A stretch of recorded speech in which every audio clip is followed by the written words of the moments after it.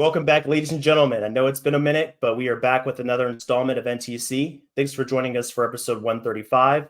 We are excited to get into playoff talk this afternoon. The playoffs for us are just a few days away. Most of the playing games are over. There's still a couple to be decided. Those are going to take place for us tomorrow. But we're going to dive into 6 of the 8 series, playoff series that have already been decided, 3 East, 3 West. And it should be a really fun conversation here today. But to help me do a short breakdown of each series and a short little preview here is Ben Pfeifer. Ben does a lot of great work across the different platforms of social media, a lot of great stuff in the NBA. He's well-versed in what's going on in the NBA in hoops, does a lot of great work at Swish Theory and a variety of different outlets. So he's plugged in for sure. But Ben, I'm glad to have you on, man. Thanks for taking the time to join us. And looking forward to a fun conversation, diving into some of these really fun playoff series that are just couple days away for us. Yeah, thanks for having me on. Excited to talk about the playoffs. As we were kind of talking about pregame, I think pretty much all these series, except for like maybe Magic Celtics, are going to be like really compelling. And even that one, there's going to be stuff to watch for. But yeah, it should be great. Absolutely, man. And that's the gist of it. So we're going to get into a little bit of each series. We're not going to go too deep into it. We don't want to keep you guys here for like 2 hours. But we will get into some of the bigger storylines here for each series. So, Ben, you touched on the first one we're going to get into here this afternoon. It's going to be Celtics Magic. That is the 2 seed versus 7 seed in the Eastern Conference. And like you said, out of all these series, it's probably the least compelling on paper. Looking at what the Celtics have done this season, winning over 60 games again. And the Magic, about 500 is where they finished the season. And they have a lot of issues offensively, which obviously makes them a massive underdog in this series, rightfully so. But we look at the defending champion Celtics. I mean, they have all the pieces to repeat. I don't know if I'd say they're the favorites, but I mean, you got to give them a pretty solid chance again, just looking at the star power they have between Brown and Tatum. You have the defense, you have the offense. You have the league-leading three-point shooting. They have pretty much everything you need to win a championship. And then this season also, I mean, their bench has really stepped up. When you look at Luke Cornett and Sam Hauser, Peyton Pritchard, those guys can dump 10, 12, 15, 20 points on you in any given game. So they're a huge threat. But speaking of threats, I think one threat to their repeat chase for a championship is Jaylen Brown's health. His knees, or I guess one of his knees, have been flared up a little bit the past couple of weeks. It's been reported that he had an injection in one of his knees and that he's looking better now, but it's something to keep an eye on in the series. So when it comes down to the Celtics Magic here, looking at Jaylen Brown, his health, do you see any kind of obstacles that might stand in the way of the Boston Celtics repeating as NBA champions? Yeah, I mean, in terms of this series, I mean, definitely down the line, I think the Celtics are going to be challenged more than they were last year on their way to the title, absolutely. But I don't think the Magic series is going to be one of them. And Orlando's defense is definitely going to give them problems. I mean, their defense, They have I think second rated defense in the league this year. Like, they are an absolutely incredible unit on that end. So physical, they're always connected and communicating really well. But I think their offense is just kind of too bad, unfortunately, for them to really have any sort of chance against the Celtics. It's always an interesting chess match between a team like the Magic, which gives up the fewest 3-point attempts in the league, or I think they're definitely the lowest 3-point frequency, versus the Celtics, who are obviously going to take a bunch of threes and want to take a bunch of threes. But I think the Celtics are just too talented for the Magic. Like, they have the guys to, when the Magic inevitably run them off the line and play them aggressive on the perimeter. Like, even without a fully healthy Jaylen Brown, I think Tatum's going to be great in this series. I think Derek White's going to be great in this series, especially without Jalen Suggs there to harass them. Yeah. And for the Magic, I think they're just so reliant on their less valuable ancillary guys kind of going off. Like, we saw what Cole Anthony did in the play-in game. Like, that was huge for them winning. I think Paolo's going to have a good series. I think Franz going to have a good series. But yeah, I just don't think the Magic have enough juice, unfortunately, to win this one. Yeah, I'm in agreement with you, Ben. And I think a major disappointment for the Magic, and I think another reason why they don't have quite enough to kind of hang around here, at least offensively, is Kentavious Caldwell-Pope. Just what he's been doing this season as far as shooting and scoring has been a massive disappointment. He's down at about 34% shooting. He's not even the leading three-point guy in Magic this season. That's Cole Anthony, who you just mentioned a few minutes ago. So a real disappointment there. And if they're not getting that kind of production from him, I mean, it's just really hard to kind of make up for that in other areas. Yeah. Sure, you have Cole Anthony, and he can drop 26 points like he did against the Hawks, and Anthony Black at 16 points. I mean, those guys are liable to give you a pretty good game offensively. But overall, they just don't have the weapons. They don't have the shooting. They were 28th in points per game this season, 22nd in 2-point percentage, and dead last in 3-point percentage. So, I mean, you got a team that's dead last playing a team that's number one. That differential just seems like it's going to be too great to overcome. So, I mean, even though the defense is great for the Magic, like you said, man, that's just a massive gap there. And at some point, Boston, like you said, they're too talented. They're going to break through and get good looks and get some points on the board ultimately. Like I could see the Magic stealing maybe 2 games, probably 1 of just like good 3-point shooting variance. Like it's definitely possible. Yeah. But just looking at like, again, Celtics have a top 3 half-court offense this year. Magic have a bottom 4 half-court offense this year, and the Magic have an elite half-court defense, but so do the Celtics, right? Like they're like a top 10 half-court defense as well, and we know transition frequency dips in the playoffs.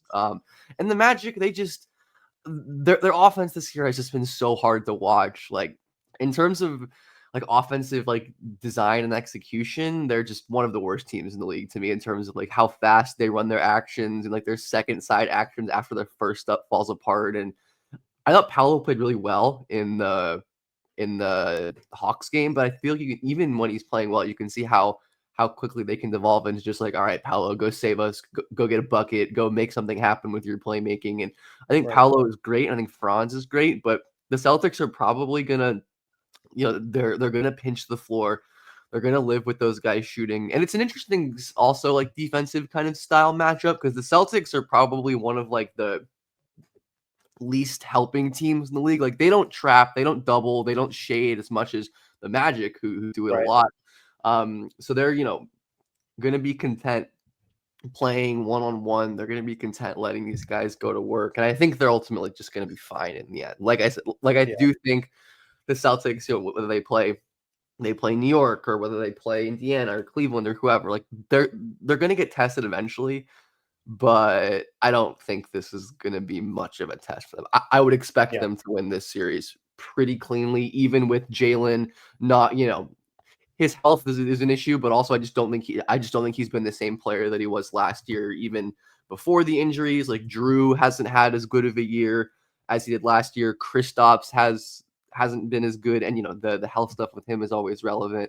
But for sure. I think they'll overall just like I said, I think this is like the least compelling series to talk about just from like a matchup point and a scheme standpoint, because the offensive talent from Orlando is just really lacking, and the Celtics are going to be able to live with other guys beating them, and I just doubt that's going to be enough for them to push them past the game or two. Right. Yeah, living with like other guys beating them. I mean, that's what they're going to do. That's probably going to be the main strategy. They have a lot of bodies to send at Franz and Paolo. That's another one of the weaknesses of this Magic team. They don't have a ton of depth. They don't have a ton of guys they can rely on every possession to kind of bail them out. You mentioned how it kind of devolves into a Paolo make something happen for us type of offense. That's not going to be able to get it done against the Celtics. They're going to turn off the water in other areas. And Jaylen Brown, you can throw Jaylen Brown at either of those guys. You can throw Tatum at either of those guys. They have Horford, Porzingis can do an okay job there. Even Torrey Craig in bench lineups. So they have some decently sized bodies there. And if they start Horford and Porzingis, which I think they might, I mean, they have a lot of size there. And even in switch situations, they're going to be okay with those two guys that they like to get downhill. They like to get things going at the basket. And the Celtics are going to close that off and say like, hey, you got to make something happen from downtown. And more often than not, the Magic just won't be able to do that. And it's going to lead to drought. And before you know it, it's going to be a 5, 10, 15-point game for the Celtics because they're just liable to go off like that. with the 3-point. Right. And it's like the Magic will take threes. Like they're, middle of the pack in like 3-point frequency. Like they're not gonna, they're not a team like Denver who just like doesn't take a lot of threes. They're just not efficient. Like they don't have good shooters on their roster, right? And even like you said, KCP hasn't been as efficient this year, even though we've, seen what he can do in the playoffs for so long. So it's possible he bounces back. But I mean, that's just one guy, right? Like you have so many young guys like Anthony Black who aren't necessarily great shooters yet, or like Cole Anthony is really streaky. Your bigs aren't shooters. Like, yeah, it's just going to be a tough matchup for a Magic team. It definitely has some good stuff about them, but I just can't imagine it going particularly well for them in this series. Like I just don't imagine it being a winnable series for Orlando. Same here. I think we're in agreement, man. Gentleman's sweep, possibly, but that's about I'd probably go like Celtics in 5, maybe. Yeah. But yep, that's where I'm at for sure. So let's get on to a little bit more of a compelling series here, Ben. We're going into the Eastern Conference matchup between the Pacers and the Bucks. So this is the 4-5 matchup in the Eastern Conference. Things got a little bit more interesting as of this afternoon. It was just reported by Shams that Dame has recovered from the blood clot issue that he had in his leg. He's off of blood thinners, and now he is ramping up play, trying to get back in condition to play. And it's possible that he could make a return later in the series. He's out for game 1, but going forward, he could make a return, maybe game 3, game 4, once it goes. They switch venues. He can come back. We'll have to see about that. But if he's in the mix, I mean, that really changes things for Milwaukee. Taking some pressure off of Giannis and some of those other guys to get baskets, pressure off of Kuzma, having some more shot creation in there, more 3-point shooting. That's going to be huge. And it's another guy that they can use to target Halliburton and get easier looks. So, I mean, if he comes back at any point, I mean, it really kind of swings things, because as it stands, it's really tough to pick a winner, at least for me. I look at these two teams. I see this pretty even. But if Dame is back and he's playing at a pretty good level, it can swing things a little bit more towards the Bucks' perspective. So a couple of things I'm looking at in this series are, what did the Pacers do about Halliburton? Where do they hide him at? Can you put him on Gary Trent for a little bit? Taurean Prince, players like that, some other smaller guards. What is the best way to go about guarding Giannis? I mean, he's on such a run right now. I mean, there's no stopping him. He's putting up Wilt numbers. So, I mean, good luck with that. But, I mean, if you throw Siakam at him, you throw Aaron Nesmith at him for a little bit, no one can hold him individually, but a team effort trying to build a wall around him may do okay, especially if Miles Turner could be there to, offer some rim protection. So those are just some things I'm looking at. But, I mean, on paper, man, I mean, this is a really pretty even series, pretty balanced. I think if you go ask 100 people who wins this series, I bet you it would be close to a 50-50 split, just based on what we see right now with how these teams match up. But, I mean, in your opinion, Ben, like, what are some of the keys to this matchup for each team? And do you see them as being pretty even on paper in terms of how they match up? With Dame, absolutely. I think without Dame, I'd say the Pacers have this pretty easily, especially with the way they've been playing defense towards the end of the year. Like, there is no answer for Giannis on this Pacers team. It just doesn't exist. But that's also the case for most teams in the league. And I think the Bucks offense outside of Giannis just is stagnant and full of non-threats. Like, I don't think the, hiding Halliburton or whatever, because, like, again, any lineup the Bucks are going to have Kuzma, Kevin Porter Jr., Gary Trent, Taurean Prince, like guys who just aren't threats, and like you're content if they're the ones that are shooting, if they're the ones that are getting shots, like you're living with that. That's totally fine.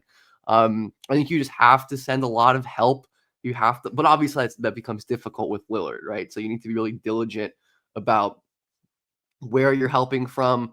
The Pacers in their last matchup at some moments had good moments of sending like late help with Nembhard or Halliburton. But to me, the biggest thing in this series that also makes it different from last year, of course, last year Giannis wasn't healthy, but neither was Halliburton really either, even though he was playing. But I watched the Pacers. I was watching the most recent Pacers Bucks games that the Bucks won this morning. Halliburton had like 25, 15, and 5 steals, and he was just like cooking them on basically every coverage. Like nobody on that Bucks team can guard Halliburton on the perimeter. Like they were switching everything, and he was getting downhill against Brooks super easily, who doesn't have the foot speed to handle him. And Giannis, of course, can provide help at the rim, but there's only one Giannis, and they need him everywhere. And I Right. do think with how much Giannis is doing on offense these days, his defensive impact is not as high as it once was. Like there's still moments throughout games where he'll like flip a switch and be unbelievable, but I don't think that's constant. And of course, there's the playoffs. He can definitely turn it up and make stuff happen. But yeah, I just think the Pacers need to be really, really diligent about helping on Giannis and sending late help because like Turner and Siakam just like cannot guard him. Like Yeah. they simply cannot. So I think you have to be diligent about denying him catches, about not letting him catch the ball easily in his spots, middle of the floor, those elbow dribble handoffs with Damian Lillard. And when he does catch it, I mean, pray he takes mid-range jumpers, even though he's getting better at those. I mean, that's still preferable to him just bashing you into the basket over and over, making Yep. him spin and then sending help with those spin moves. But like Giannis is such a tough one just because he's become such an incredible playmaker as well at this stage of his career.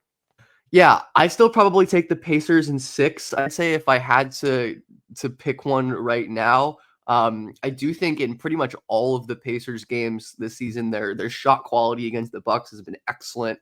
The Bucks really struggle to stop their drive and kick offense. Like they get lots of open threes from basically everyone, and I think if they can avoid just like really bad series from, I think Halliburton, I'm not nearly as worried about his level of aggression if Nemhard can really step back up to the way he was playing towards last playoffs. And of course, Siakam is just going to be enormous. Like, I do worry some about Siakam because like he is probably going to be their primary Giannis defender, but they also going to need him a lot on offense. So, Right. but I think the Pacers should be okay, especially if Dame isn't like especially even if he comes back game 3, it's like that's big for the Pacers, obviously. But yeah, I think this is with Lillard back, who, as a Pacers fan, it's unfortunate, but it's cool. But I'm glad he's healthy and I'm glad he's okay. Also, not having Chris this year is enormous as well. Like, just talk about another guy who's just like a storied playoff riser who fried the Pacers last year and is always great in the postseason. Yep. I think Kuzma's much less of a threat to, make the Pacers pay. Like I do wonder to what extent they just like funnel the ball to guys like him and Kevin Porter Jr. and Gary Trent and whoever, just like, hey, if these guys are going to beat us, these guys are going to beat us. And we live with that. For sure. Yeah, all great points there, man. And yeah, I mean, they're definitely going to live with somebody else beating them. We talked about that concept with the Magic. If you can get the ball out of Giannis's hands, that's a win for the Pacers every time. But they do have a couple of guys. You mentioned Kevin Porter Jr. Trying to do what he can do to lift the offense for the Bucks. He's been pretty good the past few weeks for them. 4 out of the last 5 regular season games, he had 20 plus points. He had 50+% from the floor in 3 of those games. So he's been one of their primary contributors, and he's helping fill the void a little bit scoring wise when Lillard isn't on the floor. So that's definitely a plus for Milwaukee, and they're going to count on that to continue in this series. And then you have Kuzma, who, yeah, it's been kind of a disappointing season with him, and he's not a Chris Middleton. Chris Middleton, when healthy, he's a killer. He's just a flat-out killer. He can God, just demoralize. That guy's basically in a walker now, movement skill wise, and yet he still like looks like a star when he has the ball. Like that guy's unbelievable. Like, oh my God, I'm so thankful. Sure. So thankful as an Eastern Conference fan that they traded him. Like, right. Definitely a threat that kind of moves away from there. And he's one of those. I've heard the term used before, phone booth scorers, to where like he doesn't need any room. He can be Chris, yeah, contained. You put him in a box, whatever. Like he doesn't need any room whatsoever. Like he can shoot over most players and just get a shot off whenever he wants. Mm-hmm. And he gets hot. And I mean, he looks like freaking Kobe some nights when he's like on and he's just hitting everything. It's unbelievable. 30, 40-point games in the last playoffs, and it's just like, what the hell are we supposed to do about this guy? I think another point for the Milwaukee side is, Doc Rivers and like maximizing lineups hasn't always been a strength for him in the playoffs. I feel like when Giannis and Dame kind of couple their actions together, like they're running like an empty side dribble handoff or something like that, the Pacers are just not going to have as many answers for that. And I worry about how stagnant the Bucks offense has been all year, even though they have a good half court offense because they have a Giannis, which at some point it's like the Magic have similar issues where their half court offense is bogged down by a lack of creativity and a lack of motion, but they don't have Giannis. So like to some, and Dame too, obviously, to some extent, right? But I do think the Pacers have been playing good enough defense as of late that I trust them to give, to game plan, and they've been more willing to, to trap and to help. Like, I do think they've done a better job this year than last year, especially of being more flexible with their scheme. But I do think, again, it's going to need to be a huge Siakam series once again. I mean, all of them are going to have to be huge Siakam series as well. And I think it's going to be another series where like Miles really has to be hitting his threes because they're going to give him those pops. They're going to sell out on drives. They're going to think hard on Halliburton's drives, right? Because like Nemhard, because they just have nobody. They have nobody who can really stay in front of those guys. So I do think that the Bucks are going to continue doing what they do, give up threes, don't give up the basket. Like that's kind of their whole plan on defense. And I think the Pacers are a team that can really exploit that plan because they have a bunch of great shooters and they're great at creating good looks in the spots that they want. So I think I'm definitely could see some high scoring games in this one for sure. But ultimately, I think even with Dame back like game 3 or whenever, I'd still think the Pacers are just like a more talented team top to bottom.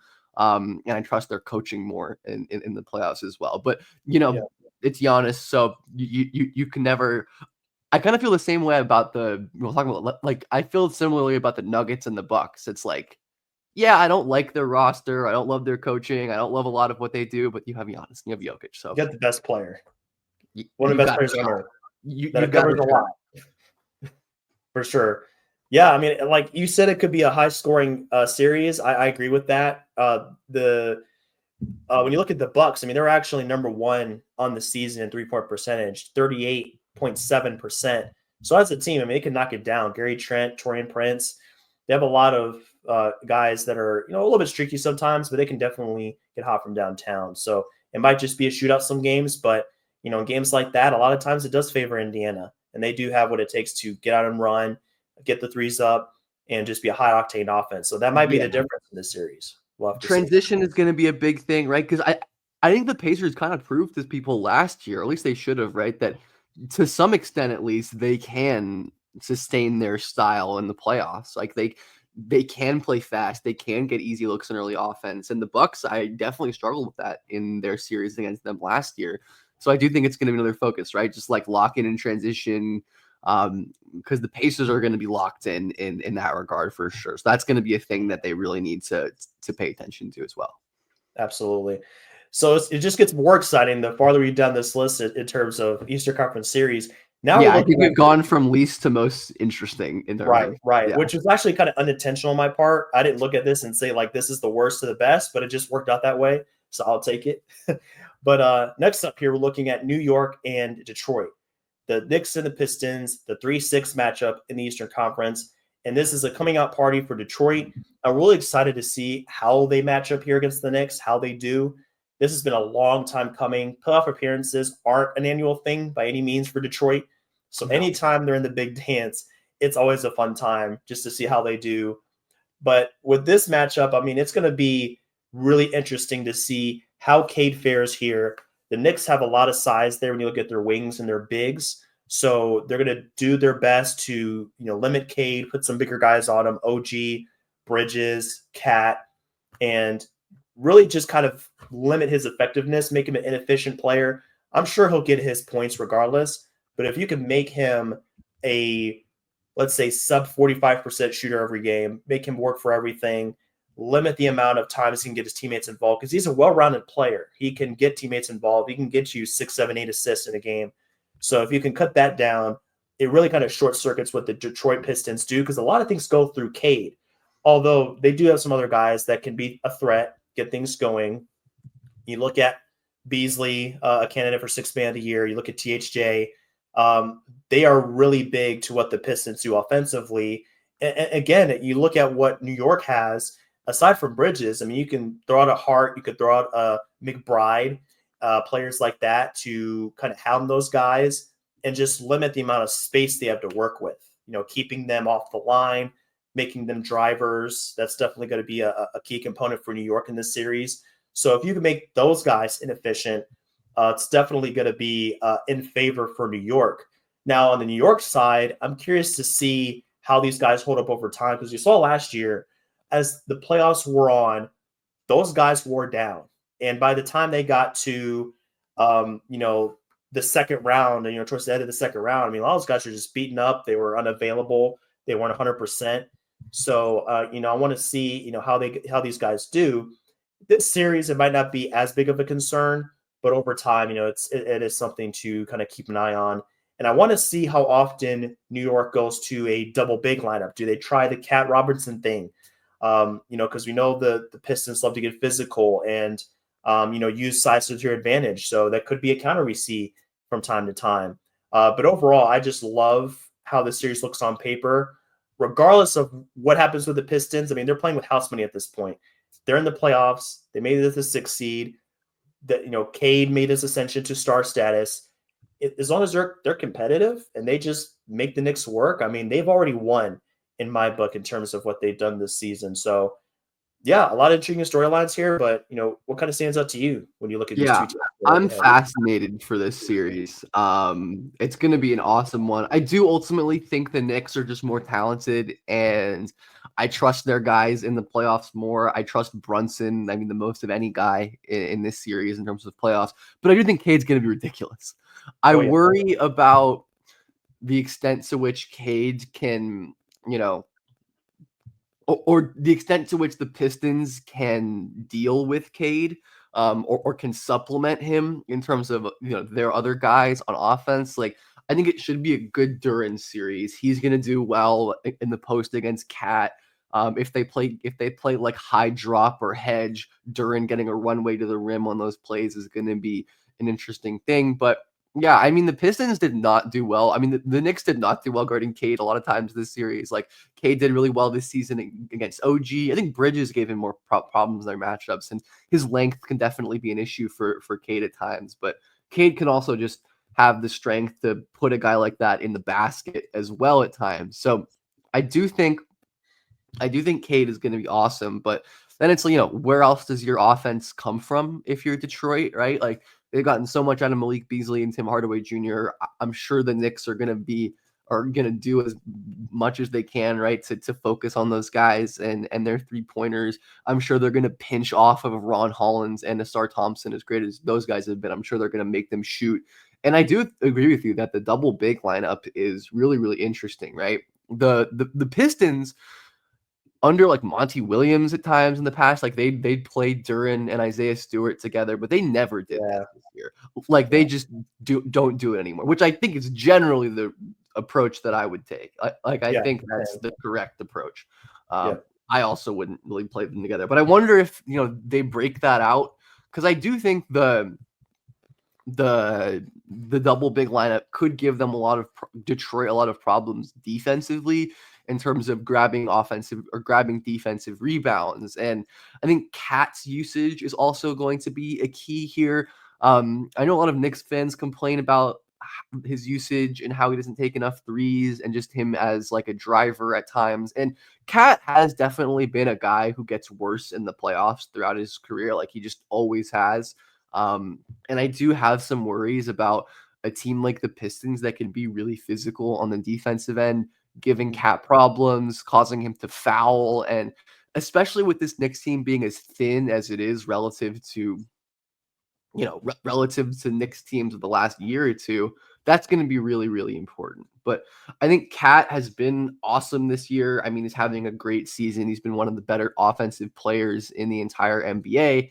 And I do think, like, Duren's defense, while it's been a little bit better lately, I still think it's poor enough to the point where it's not going to be kind of tenable for him to be the one stopping Duran. And I think Cade's probably going to be able to get to his pull-up spot very easily. Because are the Knicks going to be willing to switch against Cade? They probably won't. At least when they're, setting brush screens with Beasley or whoever Jalen Brunson has to guard, like they're going to put Jalen Brunson in the action. Like they did that in the last game and it just didn't go well for Brunson. I mean, Brunson's like 6 feet tall and can't really defend. And Cade is one of the best in the world. But ultimately, like I said, I think Brunson has proven himself as a guy who is absolutely built for a playoff setting. Honestly, I think he's been better offensively this year than he was last year. His playmaking, to me, took a pretty notable leap this year. He's been excellent finding cutters and hitting passes out of the pick and roll. So I really do think that the Pistons are going to struggle with Brunson, as basically every team does. But ultimately, I think I'm taking New York in this series in 6 or 7 games. It's definitely going to be a good one for sure. But if Cat can really just, if Cat can be aggressive, if he can, shoot the ball well, I overall do think that the Knicks should have enough juice to make this thing work. Yeah, for sure. I mean, you look at, if we're talking about talent, Cade's probably the most talented guy. But if we're talking about overall impact, best player, just hands down, got to give it to Brunson. I mean, he's had multiple 40-point playoff games consecutively. So, I mean, that's a guy that you could just trust to get you a good shot, most possessions, and really take over at times for the team. So yeah, I love Cade, but Brunson's just a better player. Like he's better right now. I trust him more in the playoffs. Like it's just, Brunson is so built for this playoff setting. And I really trust him to continue. But another interesting point is OG and the way that he's been playing lately. He's been on fire. OG has been on one lately. Like he's creating a lot more. And I think if he can even kind of, sustain this or even kind of make this similar, he's going to be fine. Like over his last even if you go down to 15 games, like his on-ball percentage is gone. He's on the ball more. His points per game are up by nearly 7, assists up. Efficiency is up by nearly 6 true shooting points. He's shooting better from 3. Like he's just been so effective on the offensive end. He's getting to the basket more. He's really doing everything that they want for him. His usage rate has gone way up without Brunson, and I do think that's a huge option for them. And I think the Pistons theoretically have the bodies, with the Toby's been defending well, Ron Holland and Asar, like they have great wing defenders. So it's not going to be an easy series for New York's wings by any means. Like that's just an awesome matchup as well. Like those two wing rooms, Hart and OG and Bridges versus Ron Holland and Asar Thompson, who's just been a revelation on defense this year, and Tobias Harris is having a really good season. So, but I think OG, like, if OG can continue creating the way he's been creating, I think he's ultimately going to end up being okay. And that team, the Knicks, are going to end up being all right in this series, even though I feel like a lot of people are going to pick the Pistons to win. And I do get it. Like the Knicks have a lot of problems. They haven't been able to beat, Boston, OKC, Cleveland, but hey, they don't have to worry about that yet. Just they beat Detroit. Right. That's all they got to think about for the moment. Right. Like, we'll cross that bridge when we get there. But for now, I think the Knicks, I overall feel pretty okay with. Yeah, no, I do too.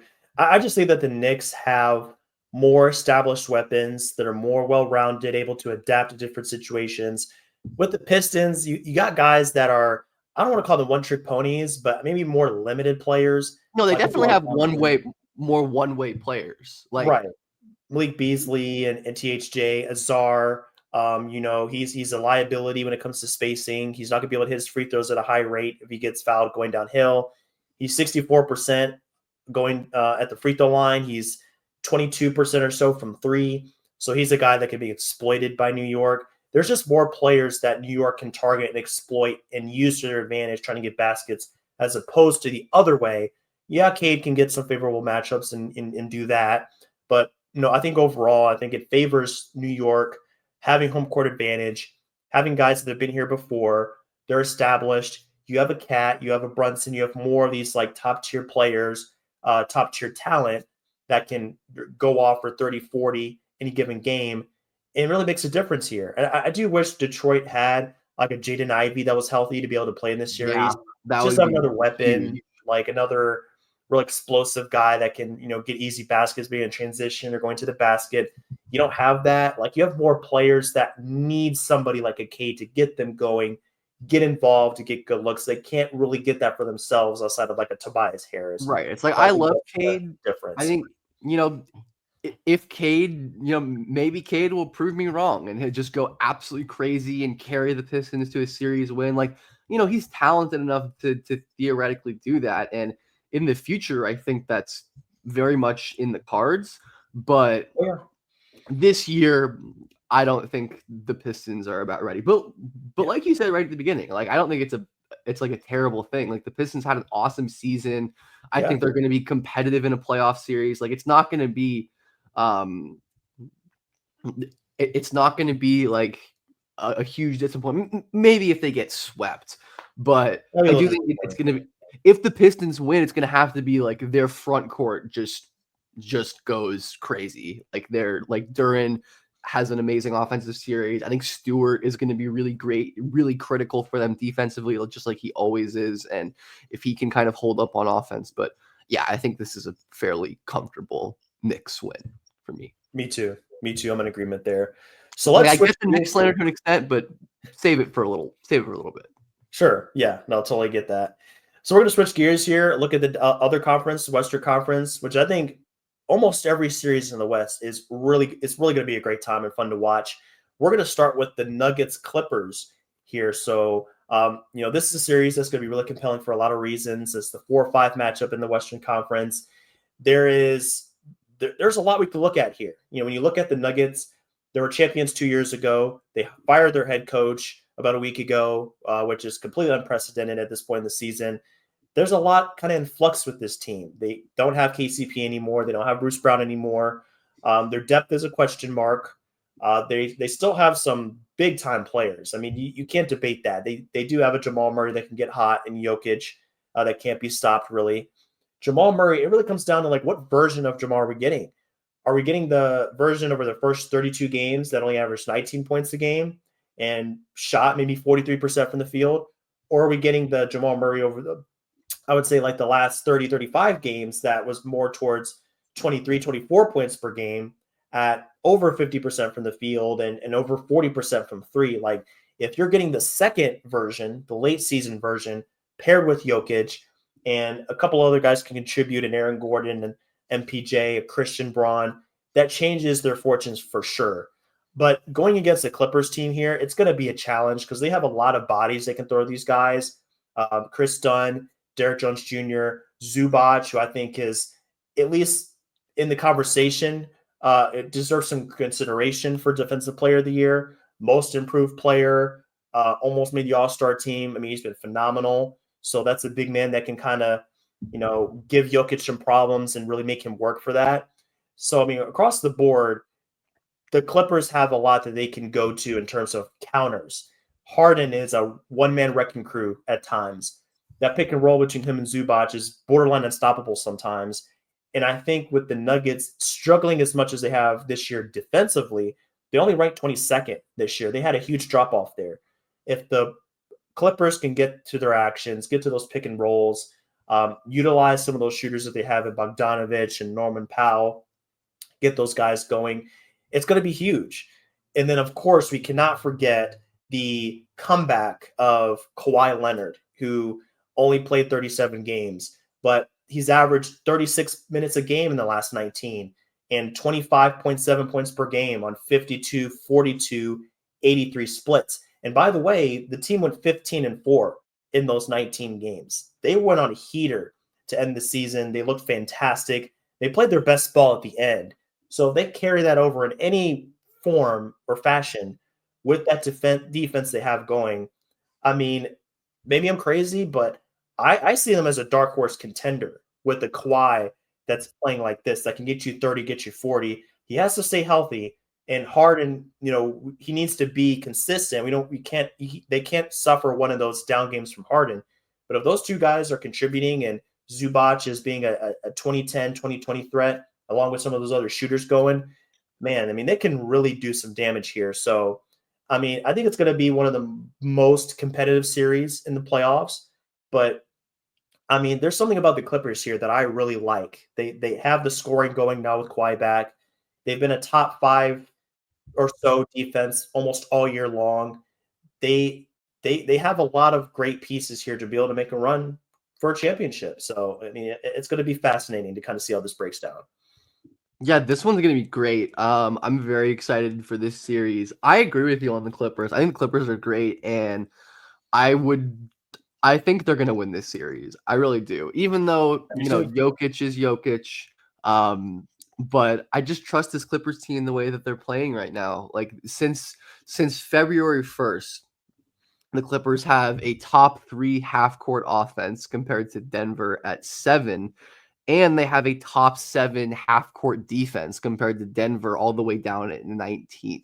So, like, the Clippers with Kawhi playing like the way, like, Kawhi is moving very well these days. Like, he's looking really good. Like, in his moments where he's engaged on defense, like, it is getting scary hours with the way that Kawhi is playing. Like, I think it's fair. Like, I think it's fair to say that Kawhi has been playing like a top 15, top 10, top 15 type player since he's been back. I mean, still automatic from everywhere on the floor. Like, his offense has been excellent. He's shooting 72% at the rim. Like, he is just an incredible basketball player. And I mean, Harden's been great. Zubac's having a career year. Like Norman Powell having a career year. LA's defense has been phenomenal all year. Of course, the big right. It's just like, how do you guard Jokic, right? Or just what's the approach there? And I think Zubac's like is a fine option. In 262 possessions this year, Jokic averaging 22 points per 75, 54.5 true shooting against Zoo, which is like well below his averages. Though I do think you probably try to single cover him with Jokic, with Zubac when he's on the floor. Like, I think it's more dangerous to put your defense in rotation against Jokic in the Nuggets. And then with Zubac off the floor, like, I don't know, just like, you probably have to make him just like make Jokic work as much as you can make him work on defense. Like, just put him into the action, pull him out, play with, like, the Clippers are comfortable playing like Batum at the 5 lineup. So, make him work in space, screen with his man, screen away with his man, really make the Nuggets work on that end. But this Nuggets roster is just like not good. Like, they have the starting 5, which, I mean, I think their healthy starting 5 is really solid, but it's just like they have very few, if any, like reliable rotation players on their roster. Like, everyone is either just not good or comes with like a big asterisk. Like, Westbrook this season, obviously being the big one, like, has great chemistry with Jokic as a cutter and has had his moments, especially on defense, but like, it's just not a reliable player. And then you're relying on like Jalen Pickett and Peyton Watson, who's a phenomenal defender, but is a bad offensive player. And like Zeke Naji, who is, again, an okay defender, but just like the Clippers are going to feast on him. So I think the Clippers have the star talent. They have the depth. I agree with you. I think Clippers are really dangerous, and I think they're gonna. I don't think this is gonna be like a sweep, but it wouldn't shock me if the Clippers like fairly easily dispatch this version of the Nuggets. It's possible. I would say like maybe 6 games if I had to put a prediction on it. I think there's going to be a couple of games to where like that starting lineup is just too good. Like, they're going to have a night where Jamal drops 30, Jokic has a triple double. Maybe Aaron Gordon has 20. For sure. They're going to be able to overcome. But overall, over the course of 6-7 games, like, I think that Clippers have more they can go to. There's more depth there. There's more stoppers there. They've gained a great sense of chemistry here. Guys are working together really well. And I mean, Harden is like, he might make an all-NBA team this year in his mid-30s. So wouldn't he's be crazy. like, Wouldn't be crazy at all. Yeah, he's playing great basketball as well. So yeah, I mean, it's just not enough for the Nuggets. It's kind of a shame how things have gone the last couple of years after the championship. Yeah, they just let some guys go. The coaching, the coach is out, the GM is out, Calvin Booth is out. There's a lot in flux, and I mean that's not what you need going into the playoffs. You need guys to know what they're getting into, an established regime. When you have this uncertainty going, and there was already uncertainty, they were already bad defensively and had problems with the rotation. You mentioned the bench shortcomings. It's just too much to deal with right now. So I think that's why they're going to have a good series. I think it's going to be fun to watch. Jokic is going to be Jokic. Right. But at the end of the day, I mean, I think it's LA's time. Just have too much length, too much size, too many good wings. Chris Dunn, got screwed out of an all defense birth by technicalities. Like Batum's a great defender. Derek Jones is a great defender. They just have so many guys who they can throw out. I do think the Nuggets will try to pick and pop with Jokic, try to pull Zubats out of the paint, make him guard in space where he's not as comfortable. But the Clippers just have the bodies to play help, to be disciplined on their gaps. And the Clippers are a very connected, aggressive defense that they're going to force turnovers. They're second in the league in steal rate this year, only behind the Nuggets. Or the Thunder, not the Nuggets. Okay. Surprising. Yeah, no, but yeah, I mean, it's an aggressive defense. It's a sound defense. I think Harden this year is having a pretty decent defensive season by his standard.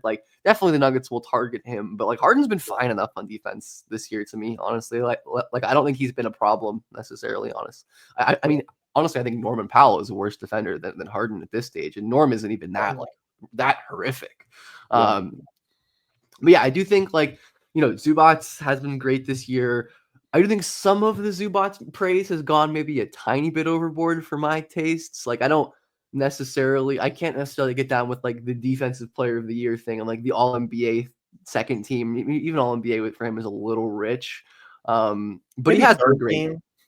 He has been great this year, but again, I'd prefer Harden as a Clippers All-NBA nod. I think Harden deserved that. I'm just for all the incredible stuff he's done for their offense. But yeah, at this point, I think you just try like hell. You don't double Jokic unless you absolutely have to, and you'll probably have to at some point. But I think the Clippers are one of the better equipped teams to deal with the Nuggets on offense, or when the Nuggets are on offense, for sure. Yeah, and then and then I think they shouldn't have a super difficult defensive series. Yep. No, agreed. So we have a couple more series to cover here. The first of which is going to be extremely exciting. We have the 3-6 matchup here between the Lakers and the Timberwolves. So, this is it's going to be exciting, obviously, because of Luka, LeBron. AR making a huge leap this year, kind of gives them a three-headed monster offensively. So, when it comes to what the Lakers will be able to do offensively, they have so many different options. You want Reeves on ball. You want Luka on ball. You want LeBron on ball. You want LeBron as a roller. So many different options there. You want Reeves off ball. There's so many different things they can do offensively, even with the variety of bodies that the Timberwolves can throw at them. Nickeil Alexander-Walker's been awesome. I think he's a great option to throw out there. Ant-Man can have his defensive moments, so he'll be a great option in spurts there for sure. And then Jaden McDaniels. Jaden McDaniels is super long and active defensively, so he can do an okay job on those guys. But, I think overall with the Lakers' variety of options there, it really just comes down to the others, I think, for LA. What do you get from Hachimura? Is he going to be consistent? What are you getting from Gabe Vincent? Dorian Finney-Smith, are they going to be able to provide enough on the back end? How does that bench look? How does Jackson Hayes look in those pick and roll situations and be able to finish with the Gobert in the mix? How does he look? I think it's another major factor. On the other end, I think the Lakers are really going to have to figure out how to deal with Anthony Edwards. Anthony Edwards loves moments like this. There will be times, like we talked about with Jokic and Giannis, that hey, he gets his. And this is a guy that hit over 300 threes this season, which is still crazy to say. 323s on the season. He led the NBA. just barely over Malik Beasley. But he is a guy that, I mean, he can go downhill and he can dunk on anybody. And on the other end, I mean, you go under, he's going to possibly hit 8, 9 threes on you. So, I mean, that's a major point here that we're have to look at, because you don't want Reeves in those actions if you can avoid it. Luka as well is a major target. I think LeBron at certain points could be okay, but I mean, ultimately, you want to try to keep, I would think like a Finney Smith in there, and then if Jared Vanderbilt's in the game, get Jared in those actions. He's super physical and loves to get through screens. So, I mean, those are some good options there. But no, I think overall, I mean, you're going to really have to deal with Ant-Man and try to figure out how to slow him down somewhat. But I mean, it's super compelling on both sides. And, when you look at what the Timberwolves have, um, we talked so much about Randall and how that trade went down, swapping him out with Towns. In the first few weeks of the season, I mean, it looked like a terrible pairing with, having Randall in there. But over the last, I would say, month or so, ever since he came out from injury, he's looked a lot better. So I think it boils down to what kind of decisions is he making on the court? Is he settling too much for those jumpers? Or is he taking it to the Lakers defense, taking good shots that are not heavily contested, not turning the ball over? Those are going to be major things to look out for from him. And, is he getting targeted defensively by Luka and LeBron? Is Gobert getting targeted in pick and rolls? I mean, I think those guys are major targets there. And then obviously if Mike Conley's there, I mean, he's the smallest guy on the roster, or at least in that starting lineup. So he's going to be a target as well. I think overall, I like the Lakers here just because you have two of the best players on earth, and Reeves has developed into a borderline star for this team. And, you still have some other great options that are great 3-and-D options. But, I mean, I think the Timberwolves can give them some trouble here, make them work for certain things. And I think Edwards is going to have another great time in this series. He loved playing against KD last year. He's going to love playing against LeBron. He's going to get up for this. He's going to be great. So I'll take the Lakers, but I think it's going to be maybe a little bit of a drawn-out series. I wouldn't say 7 games, but I think at least 5, if not a 6-game series, especially if Luka decides to be Luka and just wants to put him away. Like I think he will do. Yeah, overall, I agree with you that I think it's going to be LA that comes out on top, but I think this is going to be the closest series. This is the one that I'm most excited for. I think Lakers in 7 was just like my gut. And it's this really interesting contrast of styles, and that like the Lakers are kind of rigid in what they do, but they have this like really deadly small ball lineup, right? Like the Luka, Reeves, LeBron, Rui, DFS, 23.7 net rating this year, just in their 95 minutes together or whatever. But it's a ridiculously good lineup that they can run, and they can even switch in like Gabe Vincent for those guys who's been playing a lot better. I think these small, like physical, small ball lineups have unlocked Jared Vanderbilt. But then the Wolves, I mean, are so big. They can obviously play big with Randall and Reed and Gobert. I think in that last matchup that they didn't have Gobert, and you could just see how much they missed that rim protection. And then the Wolves' depth is just so impressive to me. Like I think their depth is one of the best things about this team outside of just like Anthony Edwards and their top end stars. Like DiVincenzo has really hit his stride late in the season. Jalen Clark has been awesome this year on defense. Even like both of their rookies, Rob Dillingham and Terrence Shannon. I don't know if we see either of them this series, probably not, but both have been reliable in spots. And obviously you have your Jaden McDaniels. Like Mike Conley is definitely declining, but still a solid contributor, still can, hit threes, make decisions, play some all right defense. I'm very curious to see what they do against Ant, because and I think he's like by far the most blitz player in the league. I'm sure they're going to do some of that. The Lakers love to be physical. They love to trap. They're a very like aggressive defense despite not being that big.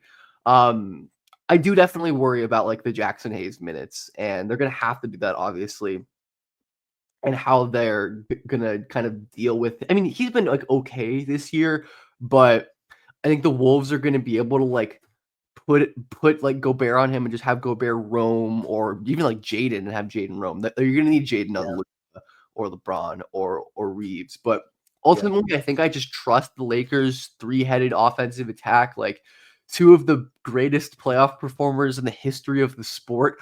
And then Austin Reeves has been playing out of his mind this year. And I think as like a third creator in the playoffs, like that's just such a weapon to have, as a guy who in those starting lineups can be your secondary, tertiary creator, come off of screens, attack off closeouts. But then in certain lineups, he can be the guy running pick and rolls and taking a bulk of the shots.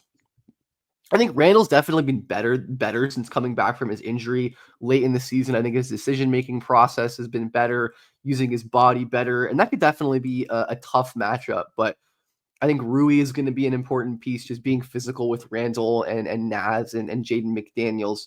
But ultimately, I think I trust Luka and LeBron to pull this one out. I think LeBron's been phenomenal late in the season, and the Wolves are very dangerous. They're playing incredibly good basketball. They're one of 4 teams with a top 10 half-court offense and defense since March 1st. The other 3 teams are OKC, Cleveland, and the Clippers, who hit those marks. Like, they've been phenomenal on both ends, and I think Anthony Edwards is going to go crazy. I think he's going to have an awesome series. We already have enough proof of him being a playoff riser. So I can see this going either way, honestly. Okay. Yeah. No, I don't disagree. I mean, I do think the Timberwolves are dangerous, and I think they made certain changes over the course of the season that helped. Obviously, getting healthy helped a lot. You get DiVincenzo back, and you get Randall back from injury. That definitely bolstered them. But I think a career year from Alexander Walker has also contributed to that. Ant-Man taking another step up and being such a threat from downtown, averaging 27 helps a lot. And you touched on the depth. I mean, the depth is impressive. They do have some guys that could throw out there in waves and make things happen. So they have some weaknesses here for sure. But I mean, I think overall, like, they look really good. And I think they're probably a little bit of regression from last year, but not as badly as, maybe me and some other people were thinking at the beginning. Like, it looked like maybe the wheels are going to fall off earlier in the season. But they collected. And they certainly benefited from like some other Western Conference teams having the wheels fall off, like Dallas and Memphis and just Phoenix and But no, they've been impressive. Like, they've really put stuff together towards the end of the season, and I do think they're a very dangerous team that has a chance to make a very deep run this year. I think this is a very difficult series to pick for me. Like again, I think I do pick. I would go like LA in 7 at the moment, but I can't pick against Luka, man. Luka and LeBron, I can't go against them. They're just they've been through too many times that, I mean, this is where they do their best work. I mean, Luka is I think he has the 3rd highest points per game average in the playoffs in NBA history. Like, definitely up there. I can't pick against him. Like, I think it's going to be a fun series, but I can't go against that type of greatness in the postseason. No, I mean, Luka. I mean, again, just what we saw Luka do last year in the playoffs. What we've seen him do in the playoffs basically every year of his career since he was a rookie, or since he was a sophomore, I guess, was his first playoff appearance. But I also really trust JJ Redick. I think he's done a great job this year making adjustments and kind of tinkering with their scheme. And I think their depth is like the Lakers' depth is just enough. Vincent has finally come around and isn't, missing all of his threes anymore. Like, Jordan Goodwin has been a quietly useful piece, especially defensively. Like I said, Vanderbilt's obviously, doesn't really do much on offense for you, but can be just like that ace defender. If you really need a guy to just chase Ant around for, 6 minutes and a quarter, you can throw Vando out there. So, but this is the series I'm most excited for sure. For sure. I can see that. One more series that's going to be incredibly exciting. I think it's going to be the most physical, the most hard-nosed series of them all. It's going to be the Rockets and Warriors. Warriors got in as the 7th seed just a few days ago, so it's going to be the 2-7 here. And, looking at this series, it's going to be fascinating to see how the Warriors counter the defensive pressure of the Rockets, especially on Curry. Because last time they played, I mean, Curry was 1 of 10 for 3 points. And people will say that, Amen Thompson, he was a big part of that, but it's a team effort. When you're holding Curry down, it takes more than one guy. So between Thompson and Tari Eason and Dylan Brooks, I mean, those 3 guys chasing Curry around, even Van Vliet. I mean, Van Vliet's not a bad defensive player. When you have all those weapons to put on Curry, I mean, I think that's a major factor here. Major factor. And then, obviously, you can apply the same kind of logic to putting guys on Jimmy Butler. So, throw some of those bigger players on him, like Amin Thompson, Tari Eason. Dylan will spend some time on him. Jabari Smith can spend time on him, maybe bother him with his length and, can move his feet decently well out there. But those combination of defenders, I think, are going to be huge and kind of swinging this series one way or another. If Curry is not Curry, they don't win this series. He is the catalyst for this team. He's still the driving force.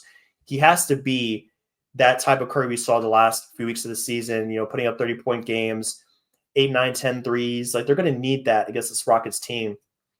Now, with the Rockets, I mean, they have a lot of defensive bodies here, but there's still a lack of experience here that I think the Warriors might be able to exploit, especially when it comes to a guy like Jalen Green. Jalen Green's their leading scorer this season, but he's really prone to drop-offs. I went back and looked at his last 5 regular season games. It went 34, 21, and then his last 3 were 5, 7, and 2 points. And yeah, he played about 15 to 20 minutes in those last 3 games, but his percentages were not good. So with a guy like Jalen Green going up against a Jimmy Butler or somebody like that on the perimeter, Gary Payton, like there's some options there. And I think if he is not on, it could make things difficult for the Rockets in terms of getting enough points on the board.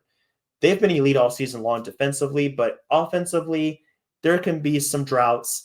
They don't have that one guy that they can rely on every possession and say, hey, get us a shot. There's guys that can do that here or there, but they don't have a Giannis or a Jokic or a Curry. It's more of like a team effort in terms of putting points on the board. So that's something I'm going to be looking at. Can they sustain enough offensive force if Curry gets going, if Jimmy is going, like they both dropped 30 like they did in that play-in game against Memphis? If Draymond's being a major catalyst, like how do they generate enough points? Because the stops will be there at times. But a guy like Curry, I don't care how good defensively you are, over a period of games, he's going to get his. So they're going to need to provide some sort of offensive support to withstand that. So, I mean, that's going to be super interesting. For the Warriors, what's the rotation look like? You got the mainstays, but does Kuminga get some minutes here? Is Buddy Hield getting minutes? How many minutes do these guys get? Podziemski, I would expect him to get some good run. He's been solid recently. But there's some question marks in terms of who plays, because in the start of the season, I mean, 10 guys were getting minutes. But obviously, you're in the play-in. You're going to need to the playoffs. You got to constrict those rotations. You got to get down to 9 guys at most, probably even 8 players. So who plays? Does it depend on the game? Like, I got some questions there for sure. Questions on both sides, but I think overall, it's going to be a movie, man. It's going to be a movie. These guys are going to go each other's throats and be just yelling, chirping, trash talking. I'm here for it. It's going to be exciting. It's going to be a great series. This one's going to be awesome. Yeah, I think the things to watch, like you said, how is Steph? How are the Warriors against Houston's defense, right? Like they're maybe the best switching defense in the entire league. So many good aggressive bodies. They're great at, mixing in traps, and Şengün has made a big leap on defense this year. So he's been really good at hedging and playing higher at the level. Like, they are not going to give Curry anything. Like, they are going to make him work his ass off all series. They're going to double him. They're going to trap him. They're going to make other guys beat them. And I think Houston is as well equipped to do this as any team in the league, aside from Oklahoma City, maybe. But yeah, the Rockets' half-court offense is a major question, though. Like, they've been bottom 10 half-court offense all season, and they don't have that guy to go to. Like, Şengün is definitely a good player, but he hasn't been an efficient scorer this year. I think Draymond in particular is a tough matchup for him with his length and his strength for sure. Jalen Green is always inconsistent, but he's been poor against the Warriors this year. I think 15 points per 75 on like sub 40 true shooting with a bunch of turnovers against the Warriors this year. Like, they have been effective at taking him away. And like Amin Thompson, I think, is developing into a great offensive player, but obviously has his limitations at this point. And it's an interesting kind of mesh of styles, because obviously the Rockets are like they're so transition, they're so offensive rebounding focused. Like the Warriors are also a phenomenal offensive rebounding team. Like, they're maybe not Houston and how they offensive rebound, but they are really good. This is another kind of series where the lineups are going to be really interesting. Houston kind of pulling out the double big lineups late in the season with Şengün and Adams. Yeah. Basically, I believe in that last game where they shut down Curry, they broke the game wide open at the end with Şengün and Adams running like a 2-3 zone, and then having Amen and Jabari Smith and Fred VanVleet. I think VanVleet's a really good playoff performer, right? Like, he's a guy with a ton of playoff experience who has done it before at the biggest moments. And I've said this all year. I think it's a little concerning how much they like need VanVleet to be their primary decision maker, but he can definitely do it, even if he's not the scorer he once was. But yeah, I think there's so many interesting like front court matchups because like the Rockets can go two bigs, they can play no bigs with like Tari and Amen as nominal fives, and the Warriors can also go small, of course, with Draymond at the five, like they've done forever. But like Quentin Post has been great for them. Like they're always going to have Looney in the rotation, right? So there's a lot of like potential for some really fun chess matches that I think can go on between these two. It's a really good, interesting series. I think I lean Houston in 7. I think they have the size and the physicality on the wing to make life for Jimmy a lot harder than it was for like Memphis, for example. Like Eason and Amen and Dylan Brooks and Jabari Smith. Like they have all these guys who can just be physical with him, match his style. And I think the Rockets can potentially punish a Warriors team that isn't as great of a shooting team aside from Steph Curry. Like especially in lineups like Draymond and Gary Payton, which can be really good, but like the Rockets go zone against those guys and just give their non-shooters threes and hound Curry all the time. So I do think it's going to be really close, and I could see a world where Houston just doesn't have the offensive and the creation juice to consistently score, and the Warriors are, Steph is Steph. But I think we've seen enough from Houston in terms of being physical and being just very impressive on the glass. And I think they have the defensive scheme to keep the Warriors at bay while also, hopefully doing enough on offense. You get a Jalen Green game or two. I think Dylan Brooks has had a great season and has been really important in these Warriors games as well.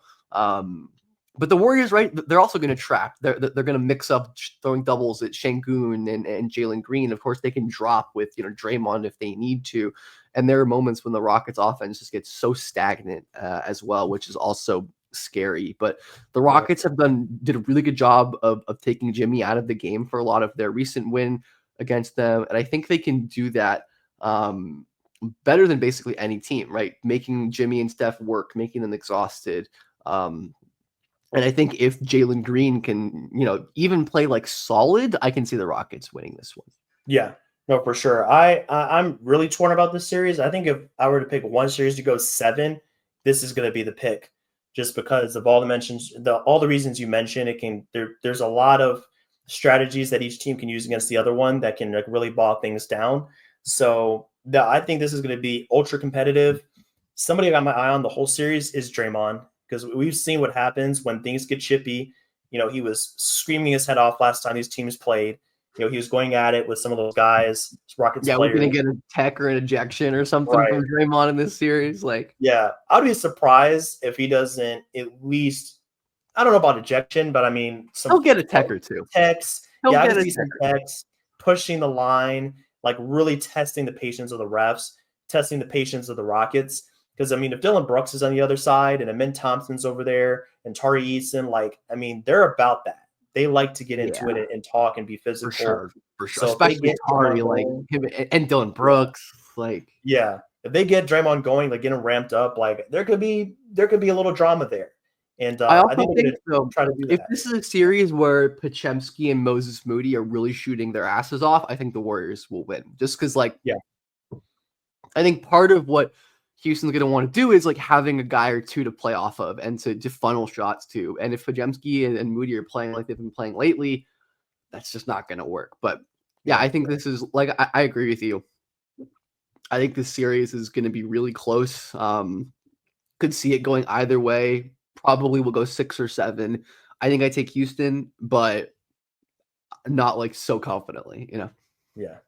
I'll go Warriors, but again, yeah, like you said, like I don't feel great about it at all. I can see it going either way. It's going to be fascinating the entire way. But I think that's all I got for this one, Ben. Thanks again for coming on. This playoff conversation was awesome.